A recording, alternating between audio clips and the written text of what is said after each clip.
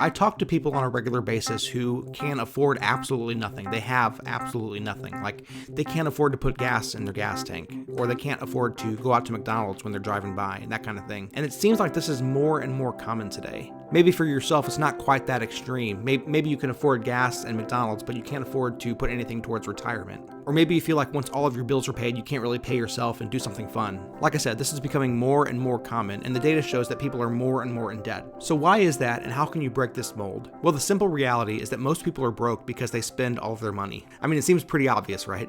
Rather than setting a little bit aside for tomorrow, as soon as people get paid, they spend every dime of it. And I totally get it too. It's the scarcity versus abundance mindset. When people are used to living out of scarcity, as soon as they get some money, they think, I gotta spend this before I lose it all again. So they live extravagantly for like a day or two. They go out to eat, they buy a few nice things, but by the end of the week, they're back to where they started. They have nothing to show for it, and definitely nothing put away for a rainy day. So how do we break this mold? Well, once again, it's really quite simple. Instead of spending everything, put a little bit aside. The common wisdom is to save 15% of your income towards retirement. But even before we get to that point, it's good to have about 3 to 6 months expenses in your savings account that you're just not even going to touch. You don't spend it on McDonald's, you don't spend it on gas, and you don't spend it on entertainment, things that you want but don't really need. In fact, to get that savings account built up of 3 to 6 months worth of expenses, you'll probably need to go without a few things that you want and need for a while. See how you can cut back on your bills, get a cheaper phone plan, get a cheaper internet plan, cut out Netflix, cut out Amazon Prime. Basically scrimp and save until you can get this savings account built up, and that way you're not living paycheck to paycheck anymore. You still want to spend less than you make each month, but you don't have the stress, you don't have that aching feeling that you have nothing and you're broke and you can do nothing about it. So build up that savings account and then start saving for retirement. Now, some people will say number 2 is actually to pay off all of your debts. And I think there's something to that. But the reason I think saving for retirement is more important than that is that paying off your debts now rather than later is very short-sighted. Put it this way, if you have a home loan that's say 5%,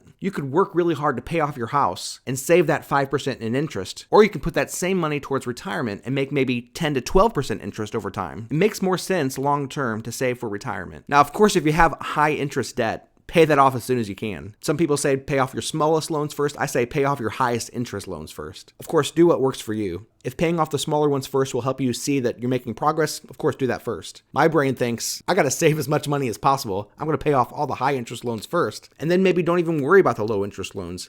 Instead, putting more money towards retirement. But the point is, through all of this, don't spend every dime that you make and start saving for retirement. Start saving for a rainy day. Start saving even just for 3 to 6 months down the line. Listen, I ate nothing but ramen noodles for about 5 years. You can do it. As Dave Ramsey says, live like no one else. Eat ramen noodles. Live below your means so that one day you can live and give like no one else. You don't have to have a high salary in order to not be broke and to save for retirement. You just gotta live below your means. Hey, if I can do it, you can do it too.